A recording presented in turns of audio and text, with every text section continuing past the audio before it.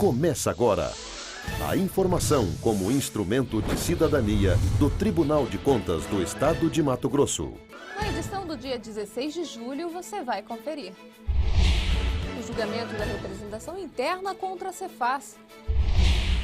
A Sejusp também teve uma representação julgada. E ainda, veja como foi a participação do TCE no encontro de vereadores. É o TCE Notícias desta sexta-feira que está no ar.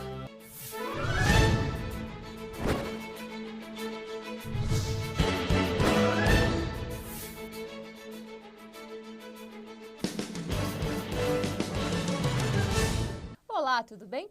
TCE julga representações internas contra 2 secretarias do Estado. Os detalhes você confere agora na reportagem.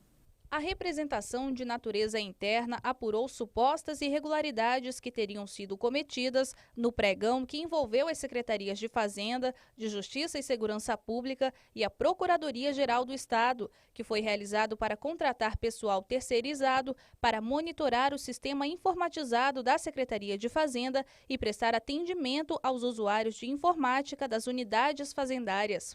Na análise feita pela equipe técnica da segunda relatoria, que tem como responsável o conselheiro José Carlos Novelli, foi possível identificar que o edital desse certame definia salários maiores do que os previstos pelo sindicato da categoria. Além disso, por se tratar de uma licitação, o Estado deveria se abster de citar valores, já que isso frustra a negociação para a obtenção de melhores preços. Outra falha identificada pelo TCE foi o fato de no edital constar a terminologia cargo. Por se tratar de uma contratação de função terceirizada, a nomenclatura correta a ser utilizada deveria ser emprego. Diante disso, os conselheiros votaram pela procedência da representação interna e determinaram que a Secretaria de Estado de Fazenda retifique o edital do pregão para fazer as correções necessárias. Vota ainda pela manutenção do Acordo 3.123/2009, para os devidos fins de direito, devendo o interessado ser alertado que o não atendimento às deliberações desse tribunal poderá dar ensejo à aplicação de multa no valor de até 500 UPFs-MT na forma prevista na Lei Complementar 269/2007 e na Resolução 14/2007 desta Corte. Na mesma sessão, os conselheiros também julgaram uma representação interna contra a Secretaria de Justiça e Segurança Pública de Mato Grosso. A representação interna, que teve origem numa comunicação anônima feita ao TCE, avaliou a acusação de que a Sejusp, Secretaria de Justiça e Segurança Pública do Estado, teria supostamente abandonado algumas bases comunitárias. De acordo com o comunicado, que citou como exemplo a base do bairro Ribeirão do Lipa, a infraestrutura desses locais estariam sem conservação e não estariam sendo limpas. Na análise feita pelo TCE, foi possível identificar que o prédio da comunidade em questão já foi reformado, o que serviu para corrigir as falhas estruturais anteriormente constatadas. No entanto, o relator do processo, o auditor substituto de conselheiro Luiz Carlos Pereira, destacou que continua indefinida a empresa que seria responsável pela limpeza e conservação da base comunitária. Diante disso, os conselheiros, em consonância com o Ministério Público de Contas, votaram pelo conhecimento da representação, a julgaram parcialmente procedente e ainda fizeram determinações ao secretário Diógenes Curado Filho. Adote medidas, caso não o tenha realizado, para sanar a problemática apontada da ausência de empresa prestadora de serviço de limpeza na sede da base comunitária do Ribeirão do Lipa, remetendo informações a esta Corte de Contas no prazo de 15 dias. Tribunal de Contas participa do segundo encontro de vereadores de Mato Grosso. Confira os detalhes com Thalita Ormonde. O encontro, realizado no Centro de Eventos do Pantanal, reuniu representantes do Legislativo dos 141 municípios do estado.